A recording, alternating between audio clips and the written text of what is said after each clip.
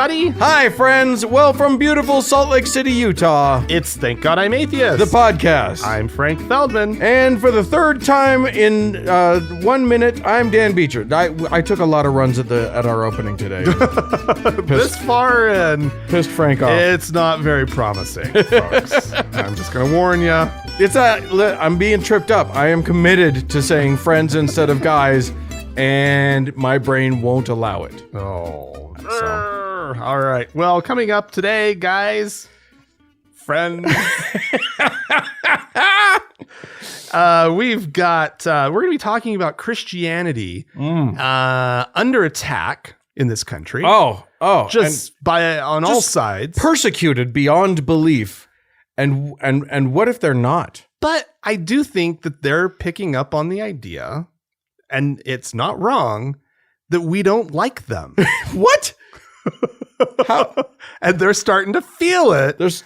And it's maybe just feeding a little bit into their persecution complex. It's not fair is what it is. It's just not fair. We'll talk about it in the last segment of the show. Yeah.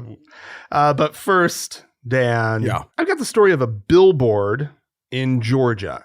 I'm a big fan of billboards. Yeah. I think they're beautiful. Beautiful. I love to drive down a country lane and see a giant. You look up and you're just like, oh, thank God. I was having to look at all of that scenery before, but now, thank God, there's something in front of it. And the big giant TV screen ones, even better. Oh, yeah. They're changing all the time. Just the best. Don't like this ad? Just wait 20 seconds. I guess a good thing about billboards is that pretty much anybody who rustles up enough money can put a big old sign up for all to see. Yeah. And some Christians down in Oglethorpe, Georgia. Don't just make up towns, Oglethorpe? Oh, I'm sorry. Fort Oglethorpe. Oh, yeah. Okay. Now it makes sense. Before I was like, no, there's no such place. But now that I know that it's Fort Oglethorpe. It's impossible. Oglethorpe. They put up a pro-Trump billboard that, they like to think of Trump as the second coming. Yeah. Is that what they're thinking? Is that what they're saying these days? Anyway. Well, this was what was printed on the billboard. Okay. Next to Trump's face. Said, "Unto us a son is given, and the government shall be upon his shoulders." And it says joint heirs, Romans 8:17. Isn't that lovely? And it's a reference to Trump? Yeah, unto us a son is given, and the government shall be on his shoulders. Yeah, no, that's a reference to Jesus. No, in the Bible. To Trump. Okay. Well, I can see why somebody might get mad. And it's not even us. Well, okay, here's the thing. I don't know if the billboard was up long enough for anybody to even get all that mad about it. I mean, it's infuriating. Yeah. But they got it wrong. That's not Romans. No, I actually knew that. It's Isaiah. Because it's prophecy about the Messiah. Right. Right. And I knew that it was from Isaiah because it's from it's in the Handel's Messiah. Sure. Yeah. And yeah, that's not. And that's how most people know it. Yeah. It's from the Messiah. From something from man. It's clearly right. Yeah. That's anyway.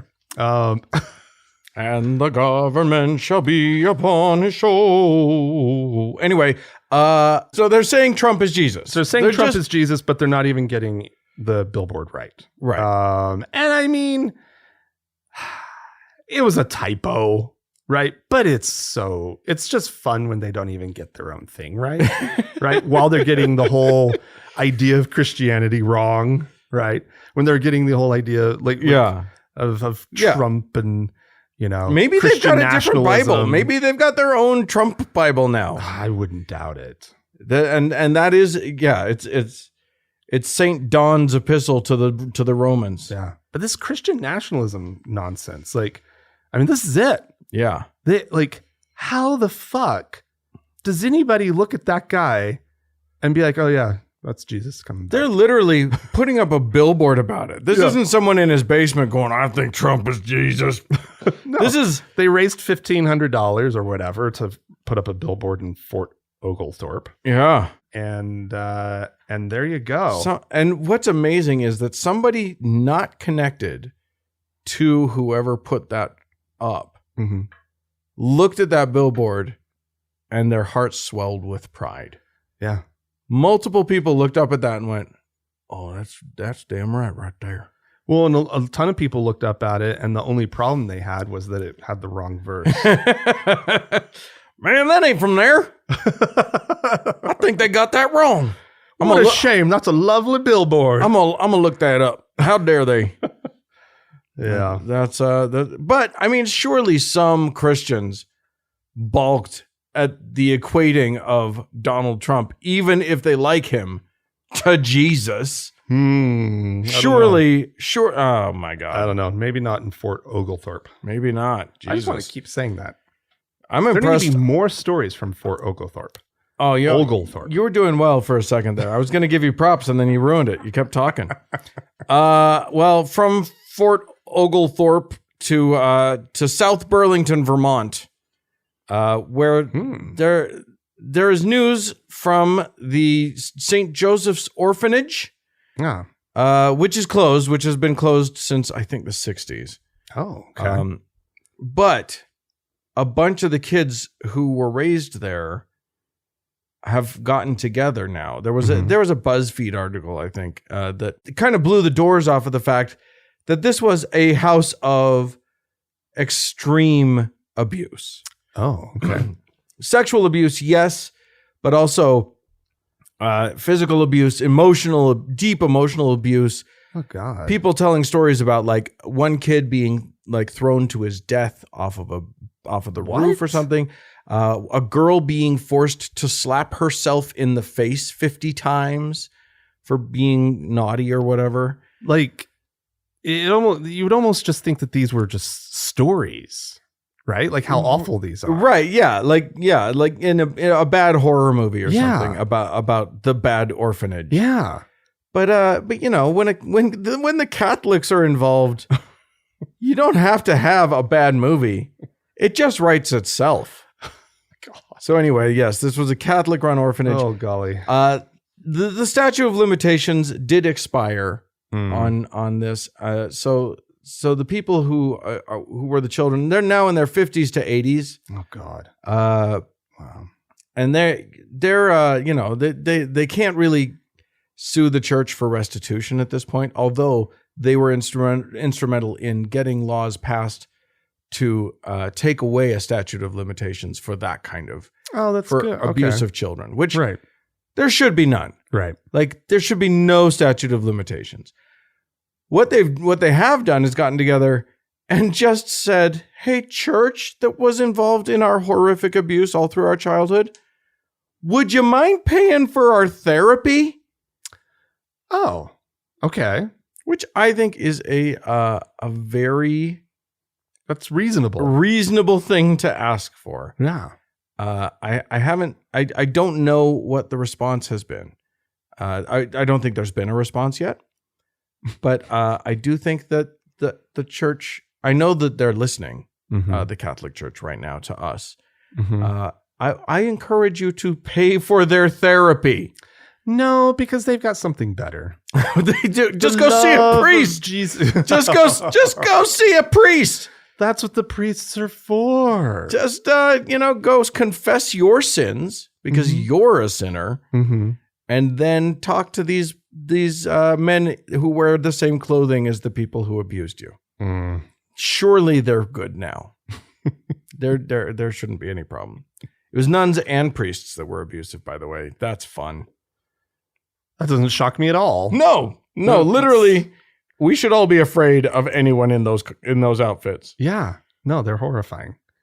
If history teaches us anything about these people. Yeah. There may be, I mean, I'm sure that there are good ones too. Like, of course there are good priests and nuns. Yeah. But look, you're wearing the uniform of a bunch of people who are literally the worst humans. So, no, I'm not going to trust you. You're willing to put on the same clothes that those guys put on. I'm not going to, fuck that. All right. So, Dan. Yeah. In sort of those early days of like Donald Trump as president and early days after the election. Sure. Right? There was kind of this moment where I remember thinking about the evangelical movement and their embrace of Donald Trump and thinking, well, that's going to alienate a lot of them, right? Right? Because it was so political and so obviously just like, just for the power, right? This alignment of the evangelical leaders with Trump. And I think that was a commonly held, sentiment, right? I don't know if you've ever felt that way, that like, surely this is going to get sort of your casual evangelicals out of the movement. This is a bridge too far, even for them. Right, exactly. Well, the Pew Research Center looked into this. Okay. Actually, they have an ongoing, let's see, what is it called? It's the American Trends Panel. Okay. Where they keep going back to the same single group of respondents over time in order to get a sense of like where the country's going. Because it's the same people. They keep going back and asking questions about their attitudes about this or that. 2 to 5 people they've got on there. It's a huge panel of people. But they've used this group to kind of get a sense of what was happening within the evangelical movement. Sure. Vis-a-vis Donald Trump. The Donald. And sort of contrary to the sense that I had, there's actually now more people aligned with, or I guess I should say more white Americans who have aligned themselves with and have adopted the evangelical or born again, labels. Interesting. And in fact, while they did lose some, because there were those that left, there was sort of a net gain. It was actually net positive for them. I don't doubt that in the least. And the reason is that I think what a lot of these people are looking for isn't a theology. It's not a cosmology. What they're looking for is something to excite them and make them feel jazzed. Mm-hmm. And being against somebody, which Donald Trump, being pro Donald Trump is about being against other people. Like that's what it is. It's about I can finally be racist. I can be homophobic. I can hate to my heart's content. Mm-hmm. And I can have enemies. I can hate the Muslims. I can hate the immigrants. I can hate all these people. And that is exciting and it gets your blood pumping, gets your brain chemicals going. Mm-hmm. I think that's what people want. They don't want a theology. They don't care about, everybody's offering what happens after death. Yeah. Well, and I think they also want an identity. Yes. Right. And this is obviously the people who loved Trump the most. And if you're a Trump lover, you know where you got to go. Right. You got to get over to that evangelical side of things. I'll bet that's where a lot of the Mormons are going. You think? Rather than skizzing, they're just finding these evangelical guys who are hollering the right hate. I guess. I wonder too. It doesn't seem very compatible. You grew up Mormon. Evangelical is really foreign, right? Yeah, you're right. You're right. It is like born again is like it's such a weird concept. It's hard to wrap your head around it. Like if you're a Mormon, you're like, what do you mean? All you have to do is just like shout out Jesus's name and run down the aisle and be baptized, and you're born again. And it's like going from a SCSI port to a USB. You don't know what you're doing. There are lessons you have to take. Series of lessons and commit to things, and then you get baptized. Yeah, and then you have other things you have to commit. Like it's anyway. True, but Mormonism are very Mormonism is a unique. They're a peculiar people. Anyway, to get to some of these numbers, just real quick, let's see. So they're looking at 2016 and 2020. So these are white Americans. So it's saying there was no mass departure of white Americans from evangelical Protestantism. Among all white adults who participated in both surveys, 25% in 2016 described themselves as born again or evangelical. Okay. In 2020, that number had grown to 29%. Ew. Right? This is white Americans. That's right? Yeah, gross, right? You guys, this is what's happening. if your cousin, who you know has not been an evangelical, comes to you and says, "Hey, do you love Jesus?" Just slap. The thing to do is slap at that point. And then amongst, let's see this. So this is white Americans with warm views toward Trump. Oh, Right. I feel warmly towards Trump. I wouldn't say I love him, but there's a warmth there. They were far more likely than those with less favorable views of Donald Trump to begin identifying as born again or evangelical. Right? Or born again / evangelicals. Interesting. So these are white respondents who did not identify as evangelicals in 2016 and who expressed a warm view of Donald Trump. 16% began describing themselves as born again by 2020. Wow. So there's this thing. I mean, this is Christian nationalism. That's what they're being drawn toward. Yeah. And they know what religious group it is to go be both politically and religiously what they want to be. Yeah. And it's over there in crazy land. So, and then there are more numbers. There are things they looked at like but then there's interesting numbers with the non-white U.S. adults who abandoned the born again / evangelical label. Okay.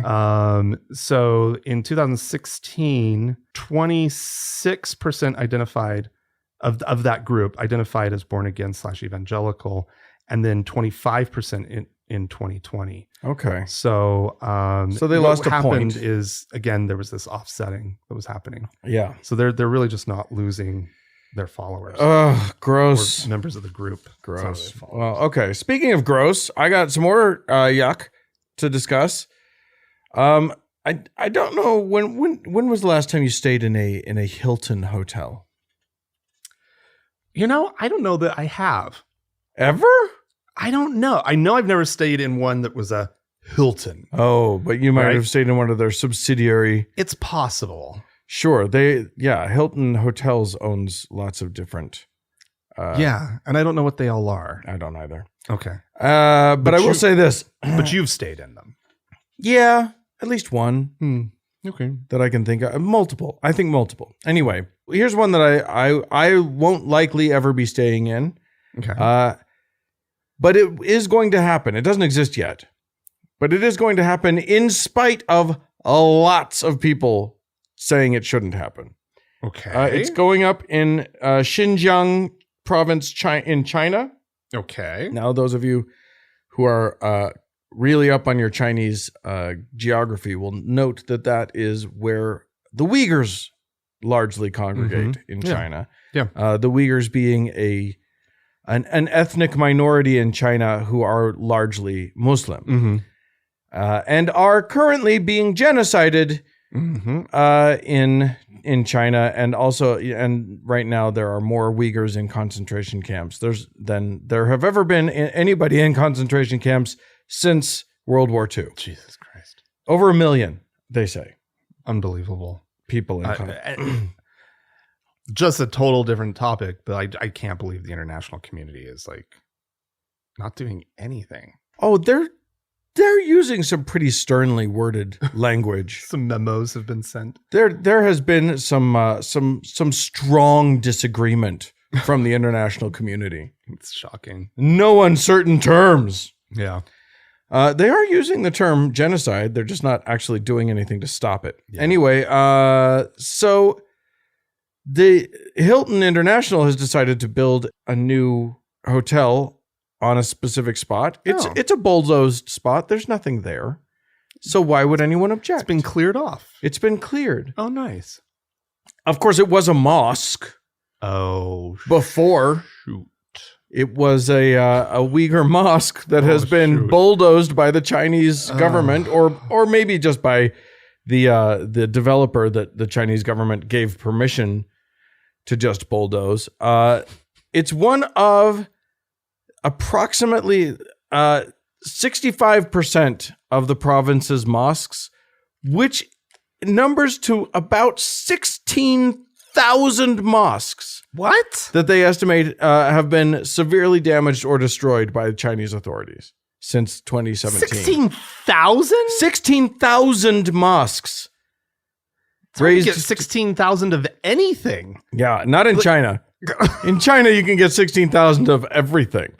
There's no thing that you can't have. If you need it tomorrow, you can have 16,000 American flags on your doorstep. Well, yeah. In China. But yeah, they apparently, and that only represents 65% of the mosques. But yeah, unbelievable. So obviously, the international community, especially the Muslim international community, is not okay with this and is asking companies not to participate in it by, building on the sites where these things were knocked down. Oh, God. But Hilton has decided to give a thumbs up to this, even though they were contacted by multiple organizations, including the Council on American Islamic Relations, the World Uyghur Congress, the Uyghur Human Rights Project, and other.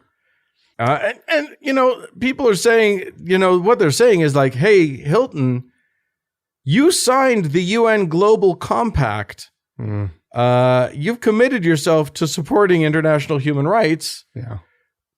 Maybe don't participate, maybe go a block away from where they already knocked down a mosque. Yeah. I don't know. Being associated with genocide, it didn't hurt Siemens. Or Volkswagen. Yeah. Yeah. And like Siemens built the damned ovens. And now they do. I don't know. I think they did. Okay. Well, but anyway. Yeah. I mean, there are plenty of companies that seem to have survived association with genocide. It didn't hurt them. That's what I'm saying. So, I mean, I think Hilton will survive this one. Here's the thing. It's not like the Muslims are the big popular group. You know what I mean? It's not like Americans are sitting up and taking notice of this. Like non-Muslim Americans are sitting up and going, they did what? Well, I think we should. I am doing that. Yeah. Because I'm sorry, I don't like Muslims. I hate the Muslim religion. Islam's horror. It is a true horror. But I'm going to stand up for this. Just the basic human right and dignity, and being against genocide is usually a pretty easy stance. Yeah, it's pretty non-controversial to just be like, you know what about that genocide? I think not. I say nay. I vote no. Do I get a vote? Are we voting on the genocide? Because I say no. Just to be clear. No, I don't get a vote. Oh, okay. Oh, well, then do your thing. I'll just go back to my coffee then. All right. Well, oh, God. Well, moving on to story about Islam, I guess, in a way. Oh, okay. I thought you were going to say genocide. I was like, no. No. Some surprising remarks from President Abdel Fattah of Egypt. Yeah. He made during the launch of the National Human Rights Strategy. Wait, Egypt is launching a National Human Rights Strategy? No, I believe this is like maybe a UN type thing. Oh, okay. It's an international something or other. Okay. Yeah, no. I was so confused for a minute there. No, so he says or said, I respect non-believers. If somebody tells me they are neither Muslim nor Christian nor a Jew, or that he or she does not believe in religion, I would tell them, you are free to choose. Oh, how generous of you. Right? Thank you. And it is not because I am not protective of my religion. I am. And that is why I respect the will of non-believers, which is based on freedom of belief, a God-given right, but then he continued, but will a society that has been conditioned to think in a certain way for at least 90 years accept this, he says. Speaking of his own society. Speaking of his own. Interesting. And so a lot of people were like, oh, wow, this is the president of Egypt saying nice things about atheists. He's from a country where back in 2013, Pew Research shockingly revealed that nearly 90% of Egypt's Muslims believe that leaving Islam should be punishable by death. Right. I mean, it's in their book. Yeah. That's what you're supposed to do to an apostate Muslim. Yeah. And during the Arab Spring, remember that? Oh, yeah. It was a moment when a lot of people felt like they could get onto the internet and say openly what they actually thought about things. Oh, you poor and deluded then the whole idiots. thing amounted to not a lot. Yeah. And then everybody knew what these people thought. Yeah. And so the article talks about this one blogger who his neighbors surrounded his house and were chanting and wanted to basically drag him out into the streets and do whatever. His mom called the cops, and instead of doing anything about the mob, they arrested him. Right. Right. Which ironically might have made him safer. It's hard to know. Yeah. He somehow got out on bail at some point during the horrifying events that followed his arrest. And he is now out of the country. Oh yeah. You don't stick around. You leave. But this is really, really sort of a very shocking thing. And people are like, what is going on? Right? Yeah. Like this is not a country that has, a great history with like protecting right. religious minorities, much less atheists. And here is their president saying nice things, right? But then also acknowledging, but we can't do that here. Right. Like me personally, I'm fine, but like, yeah, you're not gonna make no mistake, listener. Mm-hmm. You're not okay to be an atheist in Egypt. Right. Don't come out. If you're in Egypt right now, it's not that time. Yeah, but a Cairo-based newspaper by the name of Al Sabah, and they don't know how they got these numbers, but they claimed that there were as many as 3 million atheists in Egypt. Okay. And I mean, again, it's not based on anything, but their sense of it is there's a lot of atheists here. Sure. Right. There's a lot of atheists anywhere because there's plenty of people who can look at the claims of religion and say, oh, this is very clearly not true. Whether you can admit that you're an atheist or not is a totally different bag of worms. Yeah. Oh, I know. And again, not great numbers to support it, but I read an article earlier this week about the rise of atheism in Muslim countries. Yeah. And that the numbers are growing, and that young Muslims are like, speaking, very softly and quietly to each other about their disbelief. Yeah. Yeah. I mean, it's scarier to do it there, but they have the internet too. Yeah, I know. So and it's like modernity is like, we have listeners in Egypt. No, I know. We have listeners in almost all of the Muslim countries, which I get the sense that at least a few of them are usually like Americans on an Air Force base or something like that. But yeah, but still, I don't know. Who knows? All I'm saying is take care of yourself. There are still plenty of countries that will execute you for being Mormon. Or Mormon? Where'd that come from? Maybe two. Maybe that, but atheist is where I was going. What I was going for just then. All right. Well, I thought I'd leave us with 2 different stories of quasi-famous pastors that we have spoken of on this show many times. Okay. And it's a contrast. It's a study in contrast. Mm-hmm. Kent Hovind, we talked about a couple weeks ago. This is the guy that had Adventureland, Dinosaur Adventureland. He's the guy that is convinced that the dinosaurs were killed in Noah's flood and all of that sort of silly nonsense. Mm-hmm.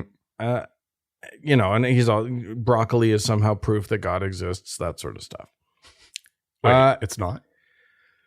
It turns out no. His argument wasn't as strong as I had hoped. Oh, I thought finally I had met my match, but indeed no. Anyway, Hovind was his partner, his non-wife girlfriend partner person recently had filed for a protective order, a restraining order from him. Oh. Now it turns out he has been sentenced to 1 year in jail, but the judge will let him serve only 30 days in a county jail for abusing this person. He'll have to pay a, hold on to your hats, $500 fine, as well as court costs and a bail bond fee, amounting to he'll pay well over $2,000 whole dollars. Oh wow! For the whole thing. I bet. Oh, that's gonna break the bank. Oh my goodness, he's in trouble. Anyway, he's an abusive piece of shit. Is the answer to that, and no longer just accused abusive piece of shit, but rather convicted abusive piece. So of shit. No longer alleged. Not alleged. Yeah, you don't. For legal reasons, you can allege it also, but you can also just state it as fact. Right.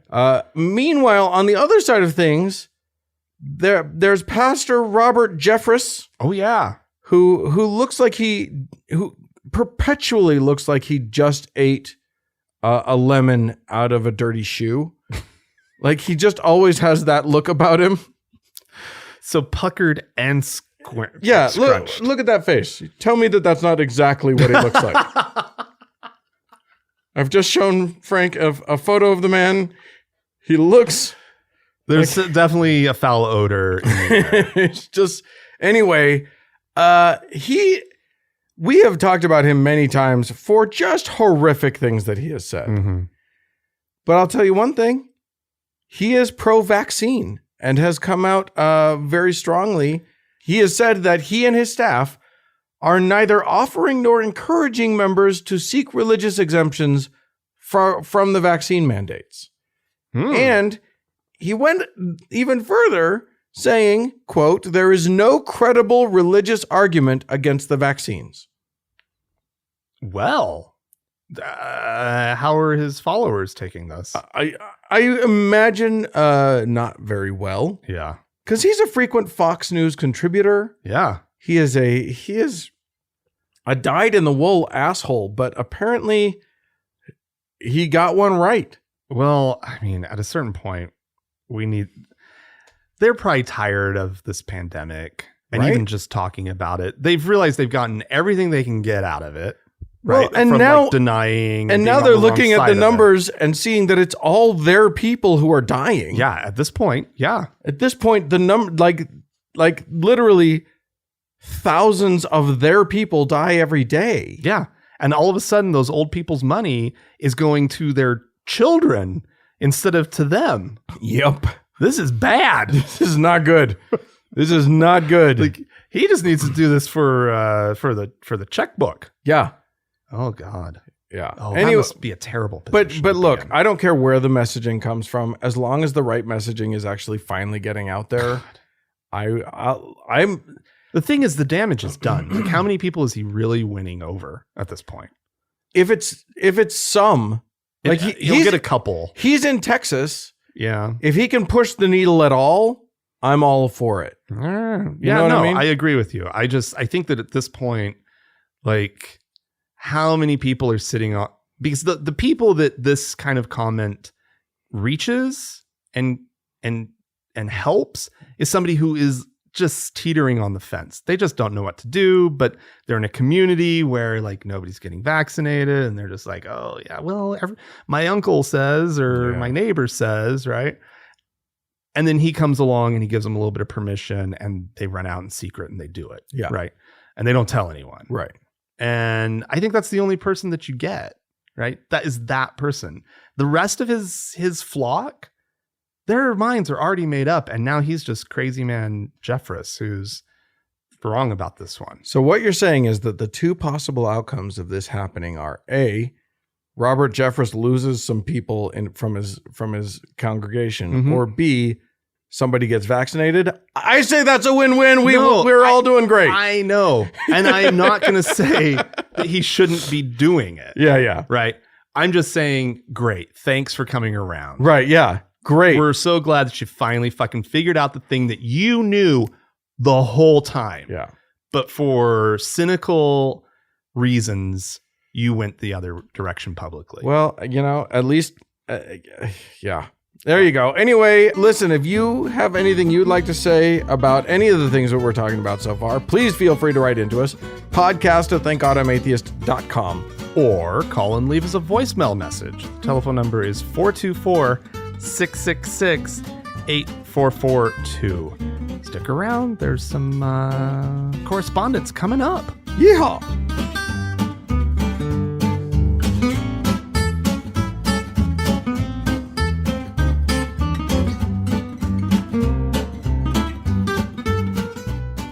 Well, Frank, Dan, I have not told you what audio. You've been so secretive about it. It's Why? because I like to spring it on you. Oh gosh, get an actual real reaction Yeah, there from me you go. rather than me faking one. Yeah, exactly.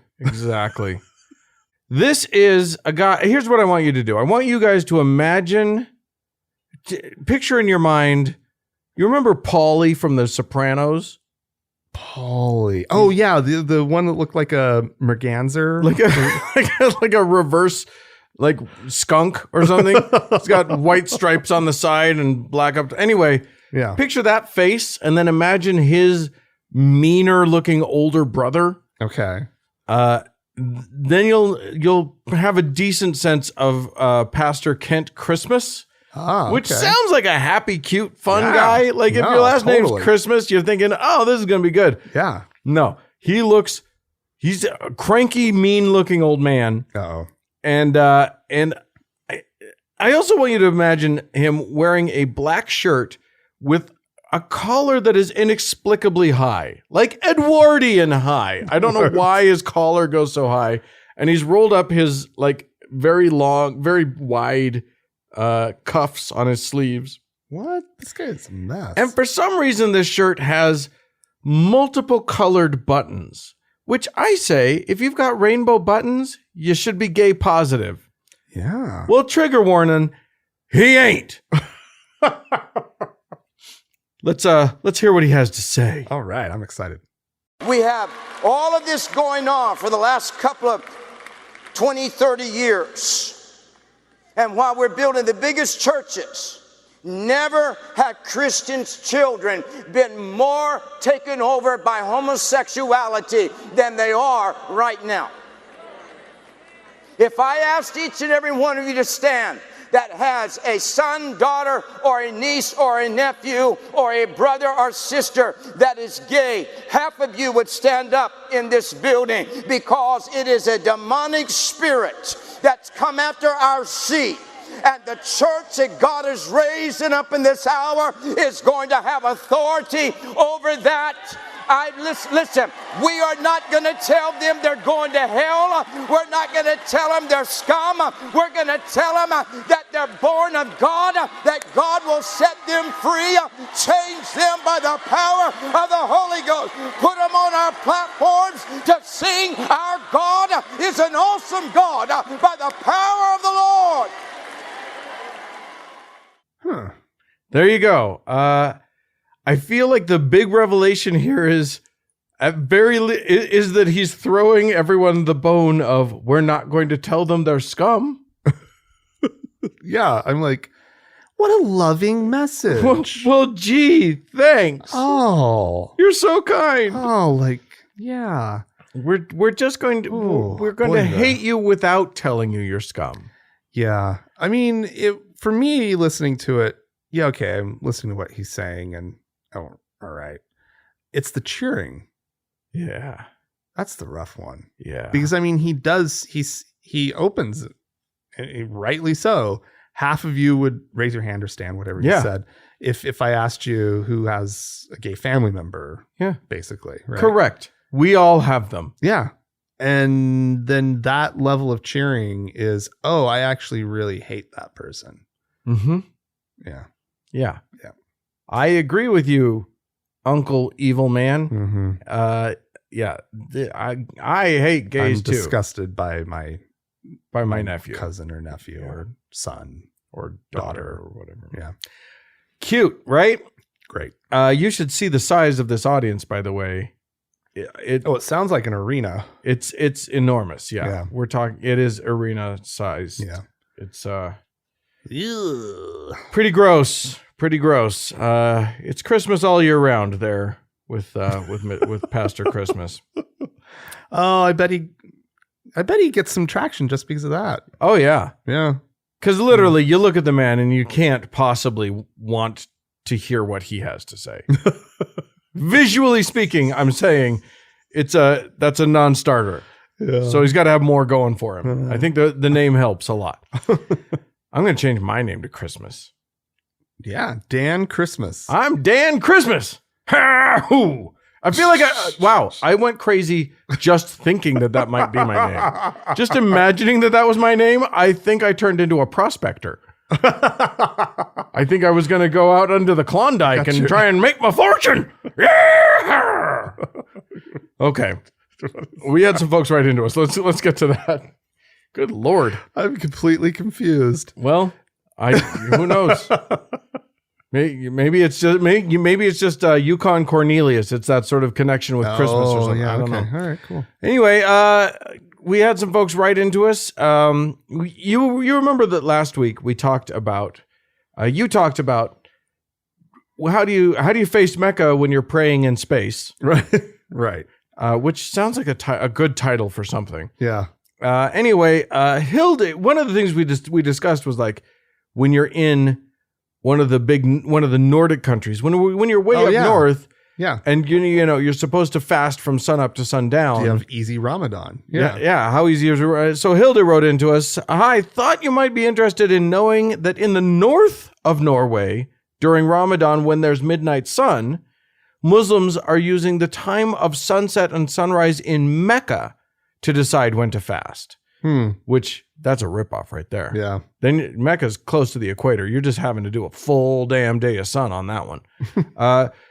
The agreement is that no one should fast more than 20 hours each day. So the Muslims living further south in the country, where the sun is down for more than 4 hours each day, are actually have to fast for longer than the ones who have the midnight sun. Anyway. Is there a lot of like vacationing to go see relatives? You got to go somewhere else. Time with relatives in the north. Depending on where you are, you just got to find the right sweet spot. Yeah. For your Ramadan. Oh my God. I mean, of course they came up with something. They had to. Yeah.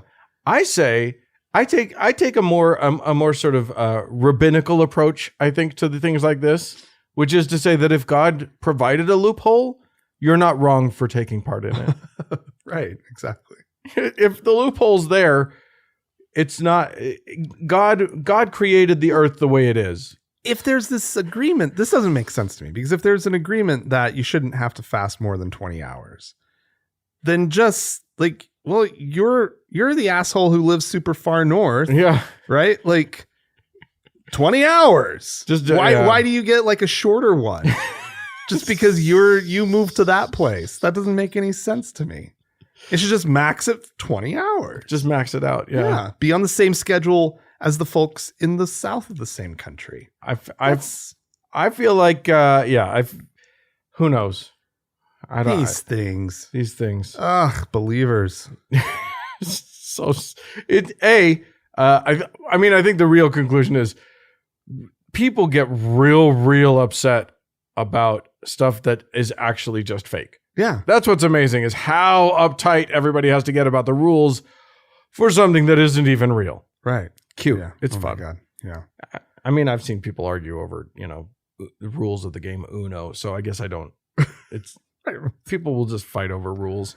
Hi, Frank and Dan. This is from Eric, who grew up here in Utah. Says, I'm also a nurse and wanted to shed some light on the question you raised about nurses and science. Remember, we were ranting about how like all of these nurses are losing their jobs because they won't get vaxxed. Yeah. We're just sort of confused about how anybody in the who works in medicine cannot understand that vaccines are these are a good thing. Yeah. This vaccine. Yeah. Eric goes on, in the past 20 years, there has been a big nursing shortage. Regular brick and mortar schools simply couldn't meet the demand. So here enters the online and pay for play type schools. Most of these schools do not have as rigorous of standards for admission. That is not to say that all nurses who went to this type of school are poorly educated. Quite to the contrary. I have many colleagues that use this type of non-traditional education because it worked better for them, and they are excellent clinicians. It did, however, loosen up the filter to allow students who would never have previously met academic rigor for acceptance into a regular school. These folks are scary and give nurses a bad name. Nursing attracts all kinds and all backgrounds because it's a steady paycheck and comes with a bit of prestige. There's also many levels of education within nursing. ADN, BSN, MSN, MSNBC. Just kidding, that was me. Fox News. Fox News.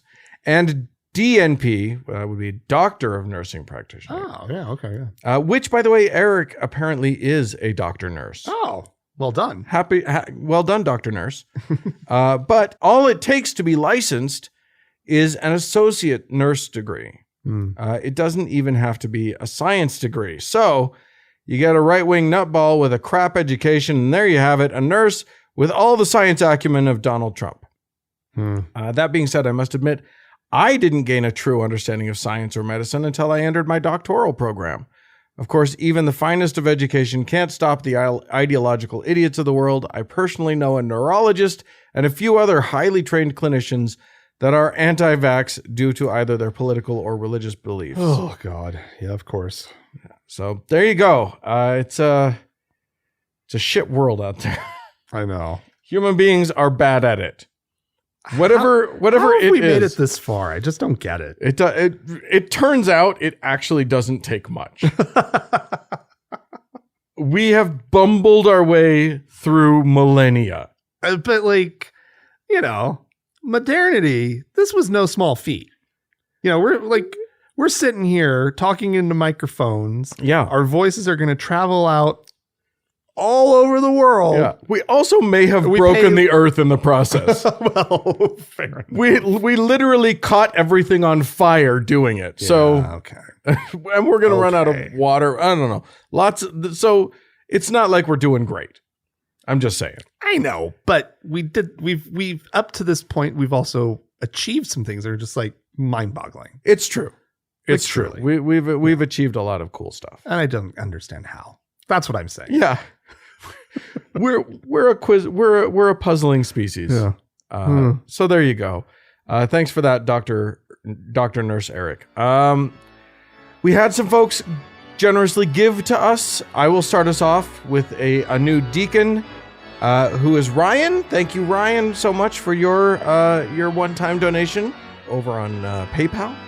And I believe that you have some Patreon donors to thank as well. I do indeed, Dan.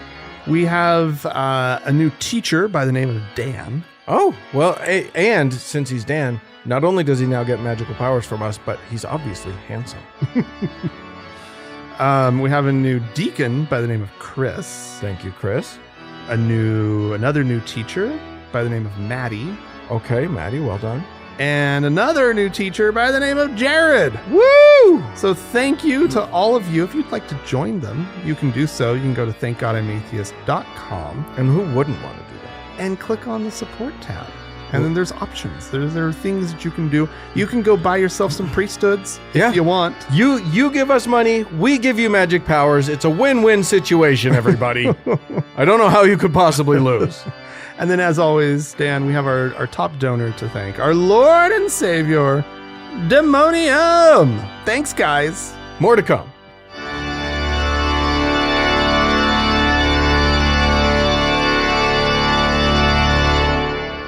So, Dan, yeah, as we kind of teased at the beginning of the show, we wanted to talk about Christianity, right? Yeah. And Christians in general, how they're always feeling so persecuted, right? Yeah.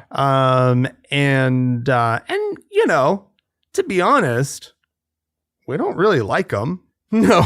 And plenty of people yell at them. Yeah. So like, I mean, they're definitely not like in any kind of minority numbers, and their power isn't really all that threatened. Oh, but, no, they have done an excellent job of securing their power. Yeah. They now control our everything. Yeah. But so like, But we don't like that. we don't like it. And us not liking it equals persecution. Oh, absolutely. And so we were just kind of thinking about like, what would it look like if Christians maybe approached this criticism that so many of us are willing to lob their direction? What if they took it with a little bit of humility, right? Instead, What if they actually How behaved dare you? like Christians? Oh, okay. So here's an interesting thing. I saw a lot of this comes from a TikTok that I saw. I hate that, but that's okay. We credit where it's due, sir. I know, but we're being inspired by TikTok. All right. Well, and this TikToker actually does inspire me. He's actually a priest, and it's interesting because he's an Episcopal priest here in these United States. And every video that I've seen of his, I've been like, oh, well, I like this guy. Not my normal thing. You know what I mean? Like my response to Christians isn't generally that. Okay. And he was in this particular video, he told the story of how he was at Starbucks and a guy saw him in his collar. He was in his priest collar, and a guy approached him. I pity these guys. They wear their work uniform and they can't avoid people talking to them. Well, yeah. But this guy that came up to him was a Christian and just wanted to talk to him about how persecuted Christians were. Oh, yeah. And his response was, first, no. And second, he said, what if we're not being persecuted? What if we are just under review? Which is, yeah, correct. Yes, correct. You are under review. We found out about all of the molestation, so we're going to have to do some reviewing on that. Right. We've also discovered that Christianity, especially in the United States, largely hypocritical. Yeah. So we're going to review that. Questionable power structures. Yeah. Yeah. Some pretty rough stuff. A lot of real trouble with the LGBTQ community, as well as women in general, just the females, basically across the board. Yeah. So well over half of humanity, you guys seem to have real problems with. So we're just going to review all of it. We've got an issue. So yes, you're under review. I just thought it was a very, as you say, a very humble position, right, from which to be hearing the criticism that's coming your way. Right. Well, and I mean, honestly, like if you were a member of a group, right, and literally everyone around you who's not a member of your group is like, you guys got some problems. Yeah. And you don't at some moment like go, wait a second, do we? Maybe we do. Right? Is that not how, I mean, I know that's actually really genuinely just not how human beings in groups work. Have you met people? Because if you haven't, let me introduce you. They don't like that. I know, but like what they prefer is let us all now huddle together and commiserate, and we'll just hate them right back. And go on the attack. Yeah. Absolutely. It is never, like, introspection requires work, and you have to, like, sort of work through the pain of the possibility of your own wrongness. You have to admit that you have a problem. Yeah. And that hurts. And that you're not perfect. That it feels not great to do that. Yeah. Whereas if you get to have a whole bunch of your friends say, well, they're just assholes and you can just feel great about yourself. I mean, what's funny is I posted that TikTok on my Facebook page. And you can do that?